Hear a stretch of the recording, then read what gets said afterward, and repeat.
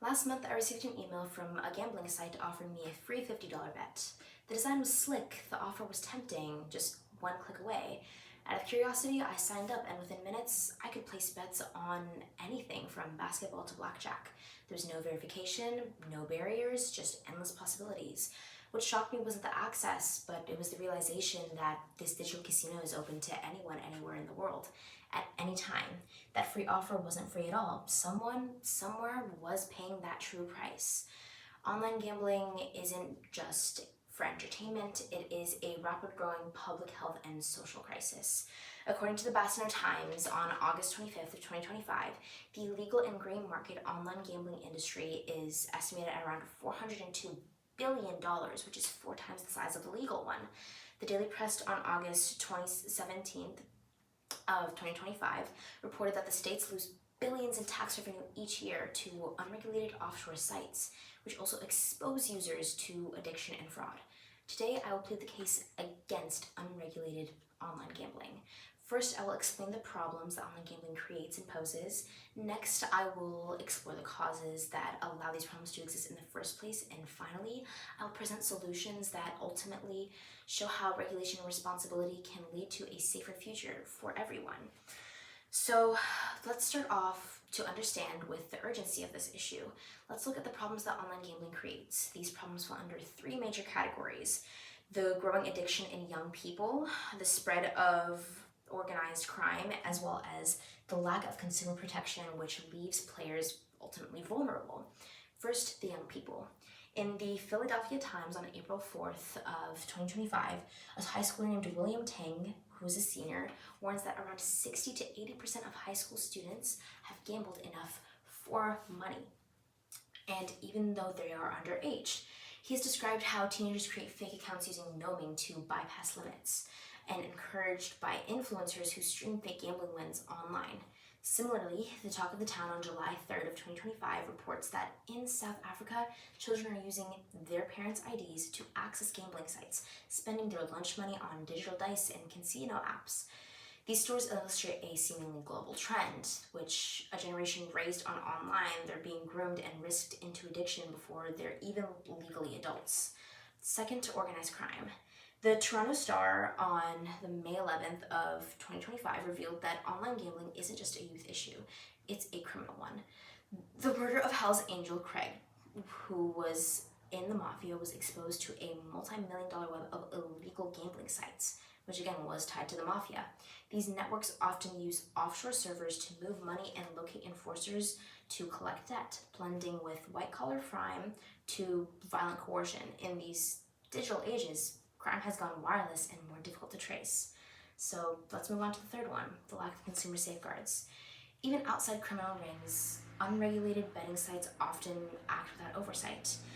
As I've mentioned, the Boston Times reported around 10,000 complaints to the Better Business Bureau in just 3 years, including scams and frozen winnings and stolen funds reported by people like you and me. The Daily Press also adds on how $4 billion in revenue annually are reported lost in taxes to offshore sites who are preying on consumers. Together, these problems show how seemingly harmless pastimes have evolved into a global crisis of addiction and exploitation, as well as a loss of control. So, if these are the problems, the next step is to understand the causes of these 2 major areas. The easy access to online gambling and the lack of consistent regulations are our 2 topics. So let's first go into accessibility. Unlike traditional casinos, online gambling lives in our pockets. A single app can turn a moment of boredom into a financial downfall. The Daily Press article, like I've mentioned before, talks about how Virginia lawmakers noted that people can gamble seemingly anywhere in the state through mobile devices. As the Boston Times had also explained, if you have access to these things 24/7, combined with unclear terms and flashy marketing, it makes it almost impossible for consumers to recognize when playtime turns to strong addictions. Second, inconsistent and weak regulations. Online gambling exists in a digital gray zone. Some sites are legal in some countries and outlawed in another. And the offshore sites operated from places such as Malta and Cyprus avoid taxes and rules altogether. The Daily Press notes how even when attorney generals from all 50 states have urged the Justice Department to act, enforcement has been seemingly minimal. Without unified laws, illegal operations thrive, while legitimate ones struggle to compete. This is a recipe for confusion, corruption, and harm. So, understanding these causes allows us to see a path forward. Solutions are emerging at two levels. We have government regulation and consumer awareness, as well as responsibility. First, government regulation. So, some governments are actually already beginning to respond. The Asbury Park Press on March 31st, 2025, a man named Carl Morrell describes how in New Jersey, sports laws include certain mandates such as self-inclusion programs, which allow users to voluntarily ban themselves from gambling apps at least once a year. These states also fund addiction and treatment, which requires in all betting ads to display a certain helpline number. Meanwhile, the Daily Press has reported that Virginia is also considering certain legislation to license state-regulated online gambling casinos, ensuring that age verification, exclusion programs, and taxes that fund education. These steps show that with oversight, gambling can exist. But it's not just the government that can do something. Like I've mentioned, it's also us that have to watch out for these certain things. Consumers should stay vigilant on what they go on and hold themselves accountable. Real change requires awareness and support.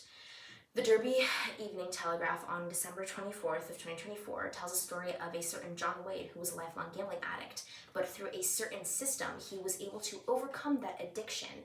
And it wasn't without outside help. He said it was not possible. So it proves how we have to start regulating ourselves, putting ourselves with limits, putting ourselves with certain community programs, and seeking outside help. So right now I should have convinced you how online gambling without regulation is seemingly horrible. I have explained to you the problems such as individuals starting too young or organized crime, as well as the causes, which includes unregulation, and have presented large-scale as well as small-scale solutions.